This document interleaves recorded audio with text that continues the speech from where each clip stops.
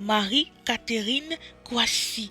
Alors, plusieurs se sont peut-être reconnus dans ce qu'elle a écrit, mais si vous ne l'avez pas encore lu, je vais lire avec vous et pour vous ce que Marie-Catherine Kouassi dit. Elle dit ceci et c'est ce qu'elle ressent aujourd'hui dans sa vie. Elle commence en disant non, merci. Je ne veux plus de ces personnes inutiles dans ma vie. Je ne veux plus de personnes qui me font mal. Je ne veux plus de personnes qui me contrarient, qui m'agacent, me trahissent. Je veux vivre dans ma magnifique bulle étoilée où la joie de vivre est au rendez-vous au quotidien. Ma vivifiante bulle où je puise mon énergie pour affronter le monde cruel extérieur que mon hypersensibilité est incapable de supporter. Je ne veux plus supporter. Ne me recherchez pas, ne me recherche plus, ne cherche plus à me comprendre. Je me suis toujours contentée de ce que Dieu a bien voulu me donner, jamais rien de plus.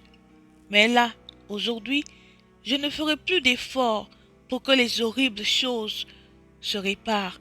C'est fini, hélas. Mes blessures, mes peines, mes frustrations, mes chagrins, mes déceptions. Toutes ces incompréhensions. Seigneur, je ne veux plus avoir à les supporter. Et d'ailleurs, tout ça n'a plus d'importance. Nous allons tous apprendre à gérer nos regrets éternellement en mon âme et conscience. J'ai dit. Oui, c'est ce que Marie-Catherine Kouassi a écrit tout récemment sur son Facebook. Alors, chers auditeurs, est-ce que certains parmi vous se reconnaissent dans ce qu'elle dit? Finalement, on a l'impression qu'il s'agit de quelqu'un qui est épuisé, quelqu'un qui a envie de vivre à nouveau, et en même temps, quelqu'un qui cherche un secours quelque part en dehors d'elle-même, bien qu'elle veut trouver en elle-même la force de continuer à faire face à des défis, non pas à des défis extérieurs, mais à des défis intérieurs, pouvoir devenir, pouvoir être et pouvoir continuer à trouver en soi ces joies de vivre et ne plus la trouver à se justifier à chaque fois par rapport aux critiques des uns des autres. Finalement, qu'on atteint un certain âge, on n'a plus envie de supporter ces choses, on n'a plus envie d'avoir à justifier ce qu'on fait, on n'a plus envie de se sentir contrarié, on n'a plus envie d'avoir les opinions des gens pour nous caler, nous recaler, nous empêcher d'avancer dans notre vie. Parce qu'il faut le reconnaître, ce sont des choses qui bloquent mentalement les gens. Quand tu as envie de faire quelque chose, quand tu t'attelles à faire ces choses, tu mets toute ton énergie pour faire ces choses. Il y a toujours des gens sur notre route qui vont comme ça nous dire que ce qu'on a envie de faire, ce n'est pas la bonne chose à faire. Voici comment il faut faire. Et ces personnes ont toujours tendance à nous éloigner de nos objectifs, de nos visions. En tout cas, c'est ce qu'ils essaieraient de faire s'ils ne peuvent pas nous empêcher de faire nos objectifs, d'avoir ce que nous voulons atteindre comme objectif dans la vie. Alors Marie-Catherine Kouassi, c'est un bel exemple au niveau de la communication. C'est aussi en lisant ce qu'elle vient d'écrire que beaucoup parmi nous, on est à cette étape de notre vie. Alors peut-être pas tout le monde, mais à un moment donné, chacun qui a envie d'être libre, d'être heureux, se retrouve en train d'avoir le même ressenti que Marie-Catherine Kouassi. Alors, il n'y a pas trop de conseils qu'elle nous donne, mais finalement, elle nous dit et elle appelle à Dieu. Alors, ça m'interpelle que finalement, le secours éternel, le secours véritable pour notre vie, c'est tout simplement Dieu. À la fin de la journée, quel que soit ce qu'on a accompli, le nombre d'argent qu'on a eu, le compte en banque qui est bourré ou peut-être un peu bourré ou pas, ça dépend. Mais finalement, on se rend compte que pour combler ce vide que nous ressentons en nous au plus profond de notre âme. Ça ne peut pas être, je dirais plutôt, quelque chose d'autre ou quelqu'un d'autre en dehors de Dieu. Notre carrière ne peut pas combler ce vide. Nos relations ne peuvent pas combler ce vide. L'argent ne peut pas combler ce vide. Mais on se rend compte que c'est que Dieu seul qui peut combler le vide de notre âme.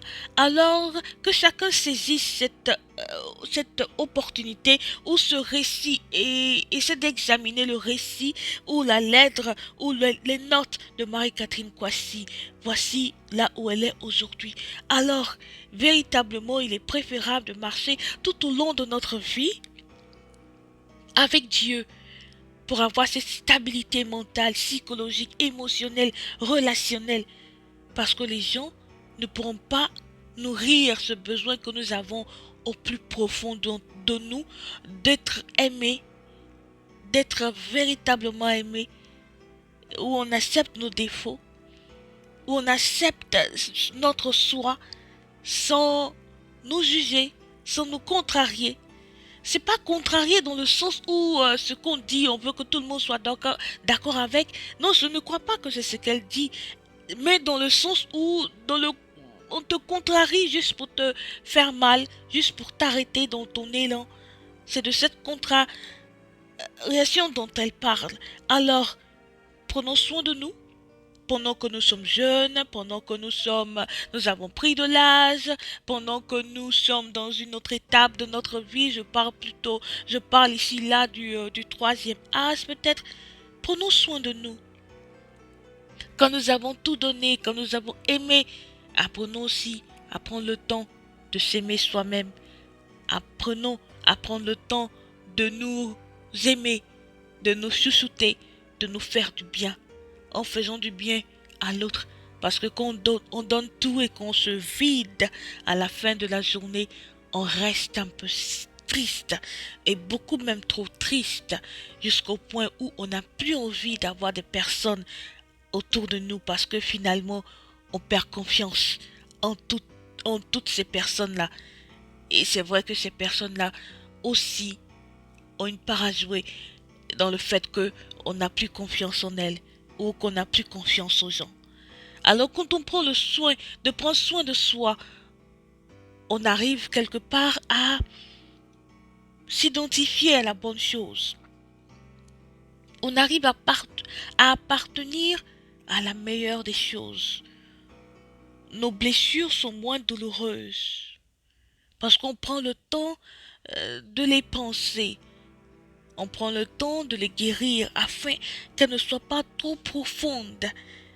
Parce que au fur et à mesure que les années passent, les jours passent, les mois passent, les années passent, ces blessures deviennent de plus en plus profondes. Et les émotions attachées à ces blessures, c'est pas évident de pouvoir s'en détacher aussi facilement. Surtout que ces blessures ont pris des attaches profondes jusque dans notre âme, je dirais. Il est important, quand nous avons des peines, des blessures, de prendre le temps de s'analyser, de faire notre autocritique et de dire que ça va aller et que nous ne sommes pas de mauvaises personnes en vérité, et de laisser Dieu nous guérir. Quand il s'agit des frustrations, c'est mieux d'en parler, c'est mieux de ne pas garder tout dans le cœur.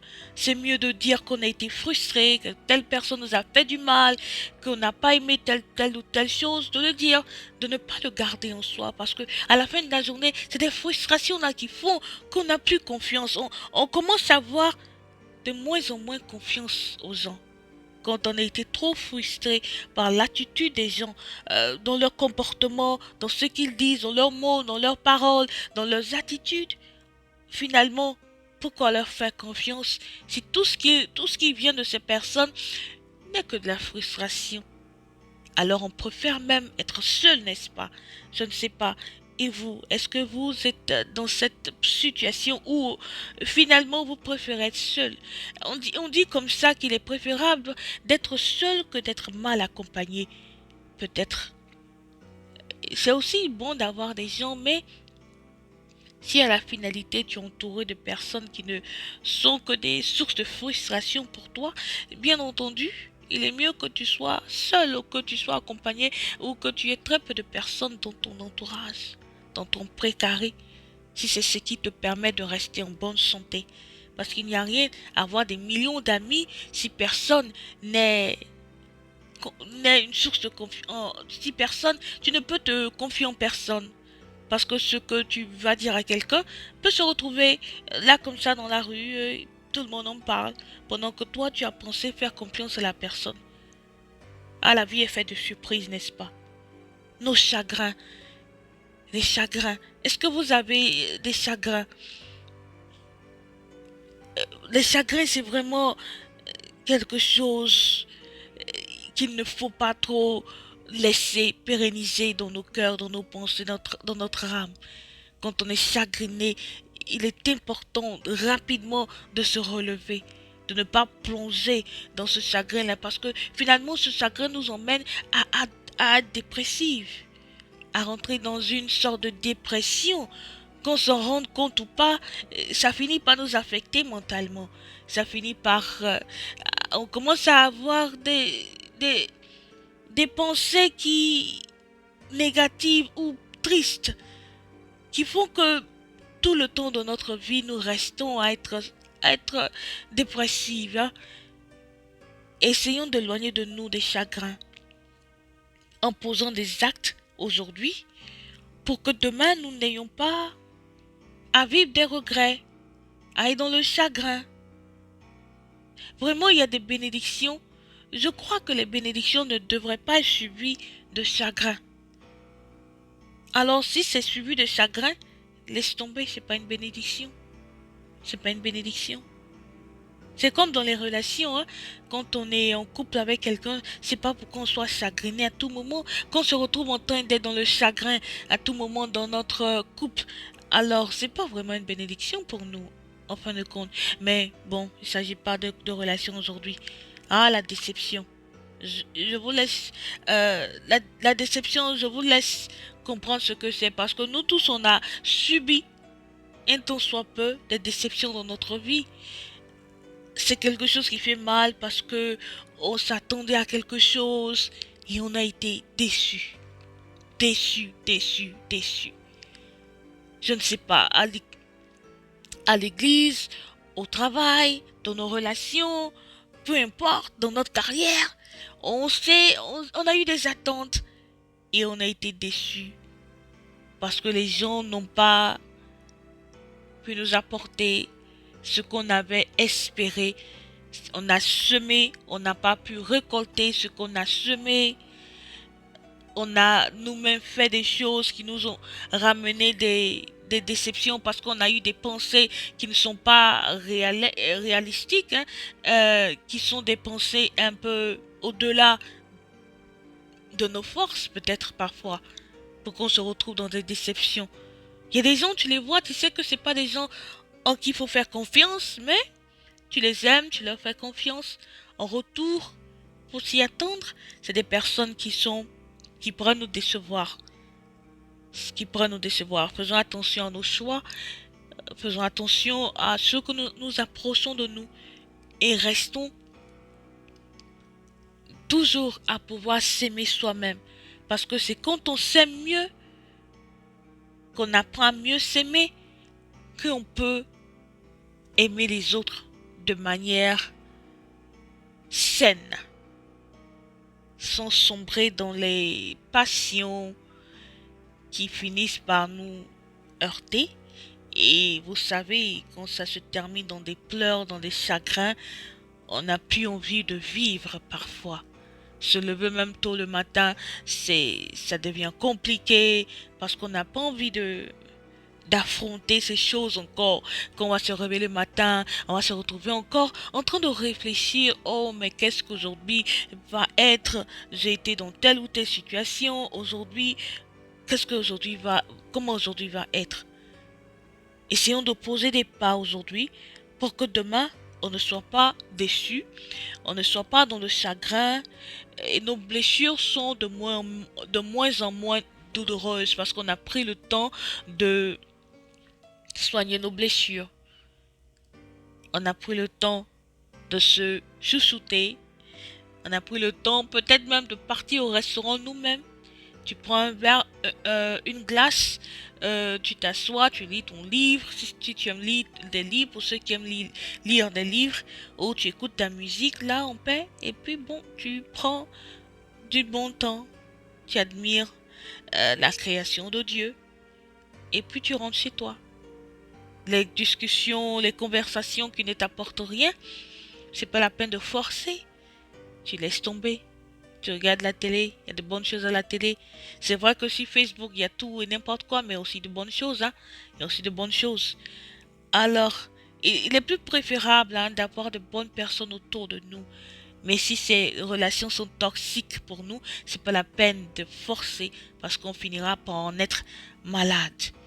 On finira par en être malade. C'est mieux d'avoir, comme on le dit, deux ou trois amis qui sont là et voilà, plutôt que d'en connaître plusieurs qui ne vous apportent rien à la fin de la journée. C'est de ça dont on parle et c'est finalement ce dont Marie-Catherine Kwasi parle dans sa note sur sa page de Facebook. Alors, pour terminer, ce n'est pas aujourd'hui une conversation de talk show, mais c'est juste un one-on-one moi qui veux juste m'adresser à vous et vous apporter cette note de Marie-Catherine Kouassi et vous emmener à comprendre que la vie, il est préférable aussi, après avoir tout donné, ou avant même de tout donner, de se donner beaucoup d'amour à soi-même, en prenant soin de nous, en prenant soin de nous émotionnellement, mentalement, physiquement. Comment on prend soin de soi, c'est de ne pas garder des rancunes, des amertumes dans le cœur, mais quand quelqu'un te frustre, quand quelqu'un te parle mal, tu adresses cela, tu ne gardes pas cela, parce que ça sert à rien de vouloir faire plaisir aux autres en se faisant du mal à soi-même. Parce que à la fin de la journée, quelqu'un qui est triste, les gens n'ont pas envie de rester avec des personnes tristes. Mais les gens aussi aiment quand on leur dit la vérité. Essayons donc de dire la vérité à ceux qui nous parlent un peu méchamment ou à ceux qui nous frustrent ou à ceux qui nous parlent comme si on n'était rien. Alors il faut savoir parler aux gens, ne pas garder dans le cœur, dire aux gens leur vérité, comme on le dit, leur vrai nom, et voilà, et ne pas se sentir gêné, ne pas se sentir comme si on devait s'en excuser de dire la vérité. Celui qui t'offense, ne lui garde aucune rancune, mais dis-lui la vérité. Voilà. Comme ça, à la fin, tu n'as rien dans le cœur contre cette personne et tu te sens mieux. Parce que quand le cœur commence à trop accumuler des blessures, des paroles méchantes, des paroles blessantes, à la fin, on commence à même avoir des maladies physiques, diront certaines personnes. Alors essayons de prendre soin de nous. Vivons, vivons, vivons. Mettons Dieu au centre de tout ce que nous faisons et nous verrons que la vie n'est pas aussi, hey, bizarre comme on le croit. Voilà. Mais avec toutes choses et dans toutes choses, faisons de Dieu le centre de notre vie. Aimons-nous et aimons notre prochain. Ne gardons pas les rancunes en nous. Apprenons à dire nos vérités pour que la vie soit plus agréable. Hey, c'était moi, Fanny Gauré, et vous étiez à l'émission Surmonter, alors partagez et restez toujours connectés. On est ensemble, on aura plein d'invités dans cette émission et on sera ensemble pour vous donner nos perspectives à partir de la diaspora afin que chacun d'entre nous puisse apprendre et puisse grandir et surmonter surtout les épreuves de la vie. Alors à la prochaine, gros bisous à tous, bye bye.